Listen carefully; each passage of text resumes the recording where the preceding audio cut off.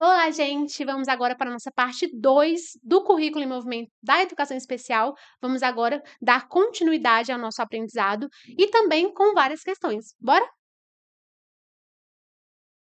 Agora vamos aqui. Currículo funcional. A gente também tem este instituto lá no nosso currículo em movimento da educação especial. Vamos observar.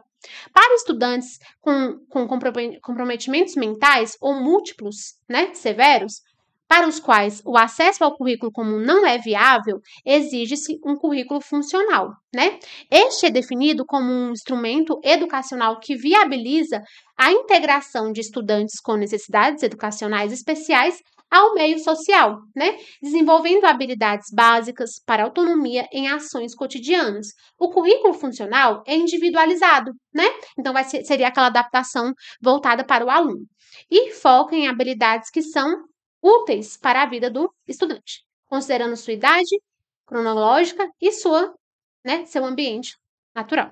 Então, a gente tem aqui o currículo funcional para tornar ainda mais possível essa adaptação. Agora, vamos pensar aqui. Avaliação de aprendizagem, Da aprendizagem. Como ela vai funcionar? Como funciona essa avaliação? Vamos aqui.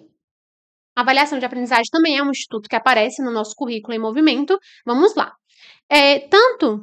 Se você já estudou a avaliação, a aprendizagem, A avaliação da aprendizagem em larga escala, institucional, você vai saber que é bem parecido com o que já é pregado em outros normativos no que trata a educação. Então, é um processo contínuo e flexível. A avaliação não é, um caso isolado. Então, vou pegar aqui minha canetinha. Então, não é um caso isolado, mas um processo contínuo, A gente está falando aqui de uma avaliação formativa, aquela avaliação que observa o processo, Ela vai observar o processo de aprendizagem, de ensino-aprendizagem, e não vai avaliar como avaliação somativa, que só avalia no final do processo, A gente vai prezar pela avaliação formativa. Então, vamos aqui. Então, é uma avaliação, é um processo contínuo, flexível e global, que acompanha o desenvolvimento do aluno. Então, é aquela avaliação que acontece ao longo do processo. A avaliação do contexto escolar. A avaliação vai além do aluno. Analisa todo o ambiente educacional, incluindo, então, a gente tem a avaliação aqui mais abrangente, Que é aquela avaliação que vai avaliar ali a escola, O ambiente educacional.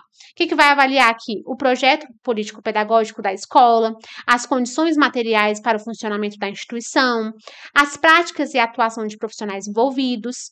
E aqui também a gente tem o foco no aluno, como a gente viu antes, Essa avaliação inclusiva, ela é emancipadora, ela vai pensar naquela tendência mais evoluída de educação, que é pensar o aluno como centro do processo. Então, aquela questão de que a escola deve se adequar às necessidades dos alunos, de cada um dos alunos. Então, para estudantes com necessidades especiais, a avaliação deve ser adaptada para considerar o quê? Diferentes estilos e competências de aprendizagem, uso de uma variedade de métodos, então há aqui uma variedade de métodos, instrumentos criativos, Então, naquela adaptação individualizada, a gente vai pensar, em como o aluno aprende, Qual é a sua forma de aprender? Qual seria a sua forma de ser avaliado? Sugestões de adaptações avaliativas. O documento sugere métodos alternativos de avaliação, como avaliações orais, provas, escritas com enunciados curtos e objetivos. Então, é aquela avaliação que foca na necessidade de cada aluno. E o uso de portfólios para um acompanhamento detalhado do processo do estudante ao longo do tempo. Então, eu vou avaliar em uma adaptação formativa, que é a adaptação que a gente já usa, para todo o currículo, mas agora aqui na educação especial, a gente tem um olhar diferente, que é entender a necessidade daquele aluno para propor uma avaliação mais flexível, tá? Agora, vamos aqui resolver algumas questões voltadas para esse assunto. Vamos lá? Questão 1. O currículo, na perspectiva da educação inclusiva, é entendido, vou ficar aqui na tela. O currículo, na perspectiva da educação inclusiva, é entendido como uma lista fixa de conteúdos que deve ser seguida rigorosamente, garantindo a padronização do ensino para todos os alunos.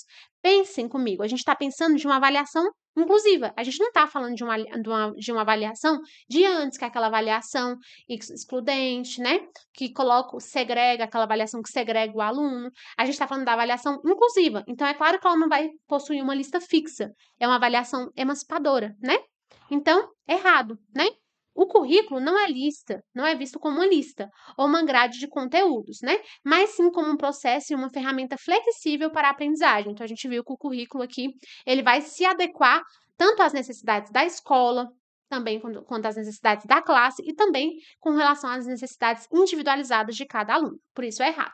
Questão 2. A evolução histórica com relação ao atendimento da pessoa com deficiência progrediu para a exclusão, né, da exclusão para a segregação. Então, é o que a gente viu, né, que a escola antes era excludente, nem deixava os alunos se matricularem, aí a gente passou para uma avaliação, para uma escola mais voltada para tornar, né, possível esse ingresso, só que agora os alunos são segregados, eles são tratados, né, são ensinados em classes específicas.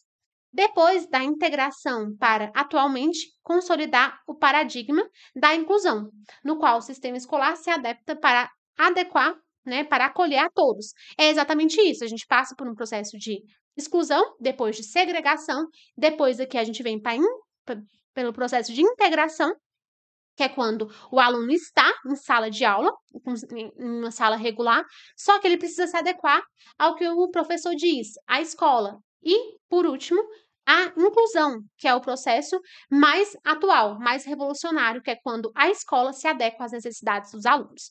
Então, certo para a nossa segunda questão. A linha do tempo evolutiva, que vai da exclusão até o ideal da inclusão, em que todos participam juntos e o sistema se adequa a eles. Então, é o sistema que vai se adequar a cada aluno. Vamos aqui, questão 3. As adequações curriculares menos significativas, que são aquelas, né, que a gente viu que tem pouca modificação, né, no trabalho do professor. Com a alteração da disposição do mobiliário da sala de aula, são as primeiras a serem implementadas pelo professor, por serem ajustes rotineiros e não demandarem de um grande remanejamento. É exatamente isso. A gente viu que existem dois tipos de adequações que o currículo em movimento da educação especial traz. Ele traz adequações menos significativas, que são aquelas que envolvem pouca modificação, né, da parte curricular com relação ao professor, e temos as adaptações mais significativas, que são aquelas quando as adaptações menos significativas não funcionam. Então, é claro, a gente precisa usar primeiro as adaptações menos significativas. Se elas não funcionarem, a gente vem para uma ideia mais aprofundada, que é a adaptação mais significativa. Por isso, sim, a gente precisa primeiro implementar as adaptações menos significativas para chegar às adaptações mais significativas, que são aquelas que envolvem um maior, né, remanejamento. Então, certo. As adaptações menos significativas são as primeiras a serem tentadas, pois são ajustes mais simples e rotineiros que o professor pode fazer na sala de aula, beleza? Então, essa questão 3, né? Estamos aqui, certo. Questão 4, vamos lá. Vamos falar um pouquinho do AE, o Atendimento Educacional Especializado, né? Que tem como função principal substituir as classes de aula comum para os estudantes com deficiência, oferecendo um ensino especializado em turno diferente? Na verdade, não, né? A adaptação, o atendimento educacional especializado acontece em turno contrário, justamente para não ter essa ideia de substituição, né? O aluno vai frequentar preferencialmente a rede regular de ensino, tá? E ele pode, né? Ele tem esse direito ao atendimento educacional especializado em sala própria, né? Mas em contraturno, beleza? Então, vamos aqui, errado, questão 4. Vamos observar. O atendimento educacional especializado tem função complementar e suplementar, né? E não substitui o ensino regular, como a gente viu. Ele ocorre no contraturno e o aluno deve frequentar a classe comum. Então, preferencialmente, o aluno desse público aqui, aluno com deficiência, altas habilidades, superdotação, transtornos globais do desenvolvimento, tem direito a frequentar o ensino regular, né? Que é aquele ensino em que você aprende com a interação com o outro, né? A gente vai evitar que haja uma segregação, que esses alunos aprendem em uma sala própria, beleza? Então, assim, a primeira opção, atender preferencialmente no ensino regular. Aí, se não for possível esse acompanhamento, se o aluno não conseguir ali, né, evoluir, ele pode ser atendido em uma classe específica ou no contraturno, enquanto está na sala regular, ele pode ser acompanhado pelo atendimento educacional especializado. Beleza? Questão 5, vamos lá. A responsabilidade pela adequação de atividades e do planejamento para o aluno público-alvo, que a gente já viu, né, da educação especial, é exclusiva do professor, do atendimento educacional especializado, cabendo ao professor da classe comum apenas a aplicação do currículo regular?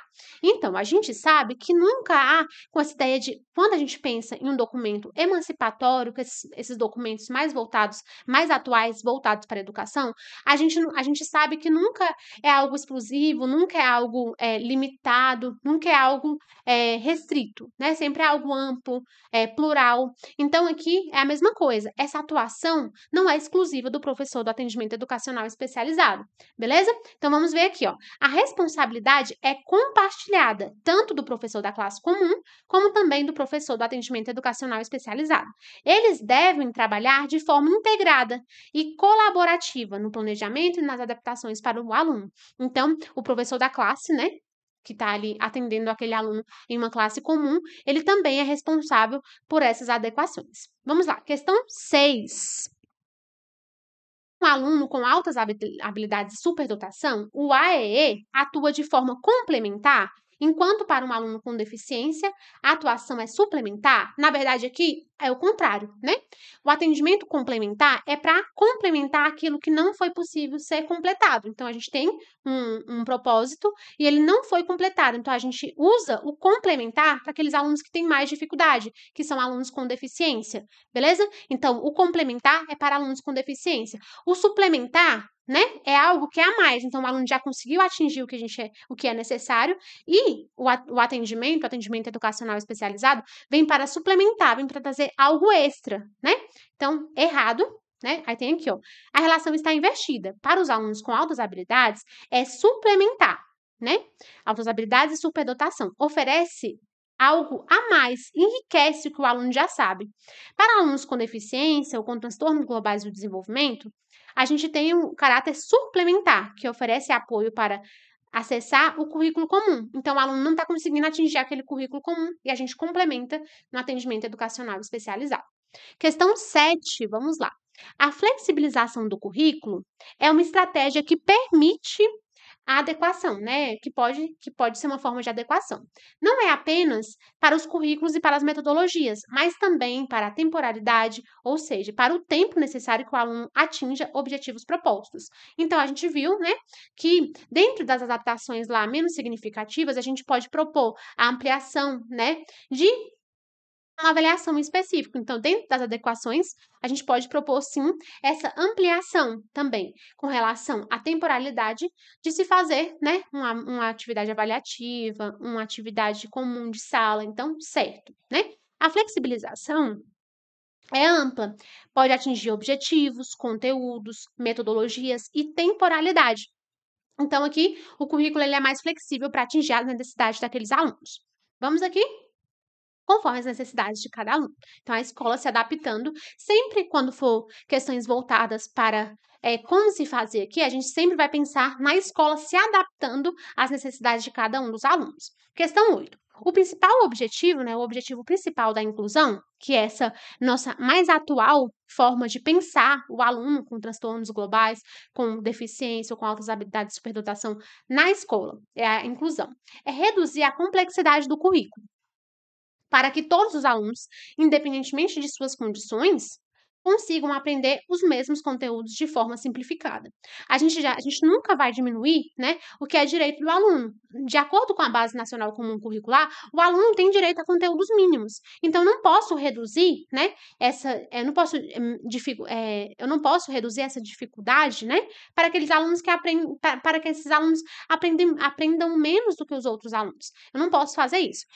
Na verdade, eu vou observar, né, não é independentemente das condições de cada aluno, na verdade, eu vou observar as condições de cada aluno e vou adequar segundo as suas necessidades, mas sempre pensando no mais, né, no que o aluno deve atingir de forma maior, de forma mais ampla, e nunca reduzir essa aprendizagem. Então, errado. O objetivo da inclusão não é reduzir, mas sim buscar estratégias para que os alunos tenham a oportunidade de aprender os mesmos conteúdos, ainda que por caminhos e apoios diferentes. Então, existe também essa ideia de aprender, né, um mínimo comum. Também é um direito da pessoa com deficiência. Vamos lá, questão 9 de hoje. Vamos lá. O apoio do tipo pervasivo, né, é indicado para alunos pontuais, para situações pontuais e episódicas, como o momento de crise do aluno. Deixa eu voltar aqui. Na verdade, temos aqui uma questão errada, né? O nível pervasivo é o nível mais intenso, né? De adaptação mais intensa com relação ao aluno. Aí eu vou colocar aqui na tela para vocês o gabarito dessa questão. Questão errada. Aí vamos aqui, ó. Eu vou ter. Deixa eu voltar aqui para minha tela e colocar na tela inteira para vocês conseguirem ver. Eu tenho aqui, né? Alguns níveis com relação à dificuldade, é que o aluno espera do apoio do professor. Eu tenho um nível, né, que é constante, um nível constante e de alta intensidade. Qual é esse nível aqui? É um nível que é não esporádico ou temporário. Ele é oferecido de maneira contínua e intensa. É o nosso nível pervasivo. Em vez de ser pontuais e episódicas, né? Na verdade, esse acompanhamento deve ser contínuo, de forma contínua e intensa. Né? Enquanto eu tenho outros níveis aqui, ó. Eu tenho, né, o nível que é de longa duração ou vitalício, que pode ser necessário por um longo período e até mesmo durante toda a vida do estudante, né? Então eu também tenho esse nível de longa duração. Que possui uma duração maior, né?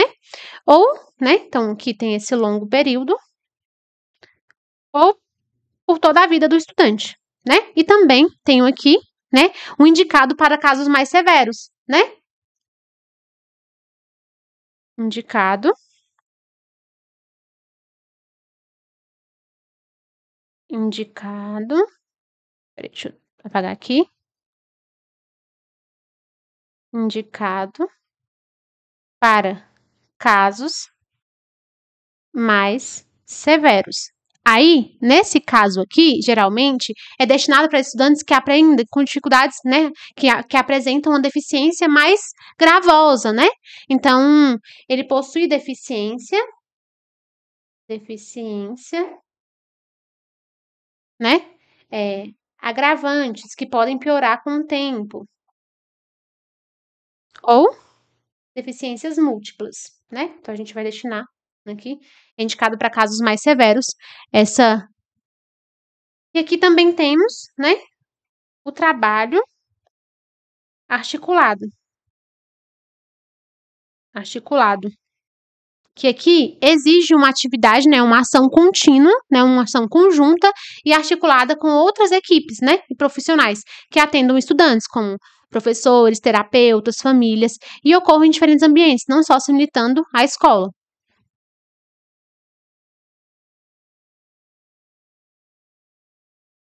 Então, aqui na tela, esse apoio pervasivo é o apoio, né, que exige que tudo isso daqui, né, exige todas essas características. Então, em vez de ser um apoio que atenda o aluno em situações pontuais, em situações episódicas, como, por exemplo, um momento de crise, sendo aplicado de maneira esporádica, não é o caso. No apoio pervasivo, eu tenho que ter uma constante e alta intensidade, né?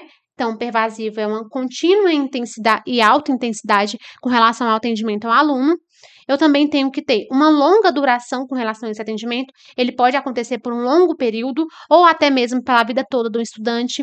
Ele é indicado para casos mais severos, onde essa deficiência é agravada ou é múltipla.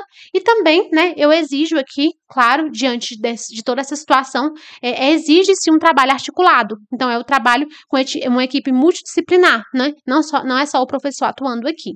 Então, esse é o caso do tipo pervasivo, né? Em que o aluno precisa ali de um apoio de longa duração, um apoio mais intenso. Logo, errado para essa questão. Aí eu tenho aqui, né? O apoio pervasivo é o mais intenso, constante e de longa duração, indicado para alunos com deficiências múltiplas e mais agravantes. O apoio para essas situações é do nível, né? Então, eu tenho aqui, o apoio para situações episódicas é do nível intermitente. Então, No caso de situações episódicas, eu tenho um nível intermitente de apoio com relação ao estudante, beleza? Então, não é persuasivo, vamos para a próxima. Questão 10, que é a nossa última questão de hoje. As adaptações curriculares devem ocorrer por 3 níveis articulados. O nível individualizado, que é o nível 3, né, que a gente viu. O foco no aluno, o nível de classe, que é o nível 2, o intermediário. E, por último, um projeto voltado aqui relativo ao projeto pedagógico, que abrange toda a estrutura e organização da escola, que é o nível 1, a base de tudo. Então, certo para essa questão.